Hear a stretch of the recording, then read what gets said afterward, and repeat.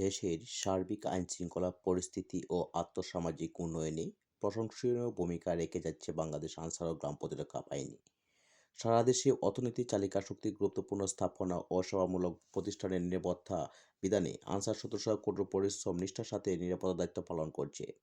এই বাহিনীর একটি গুরুত্বপূর্ণ অংশ হল স্বেচ্ছাসেবী আনসার ও বিডিবির সদস্যরা, যারা দেশের তৃণমূল পর্যায়ে সামাজিক ও উন্নয়নমূলক কার্যক্রম অংশগ্রহণ করে থাকে।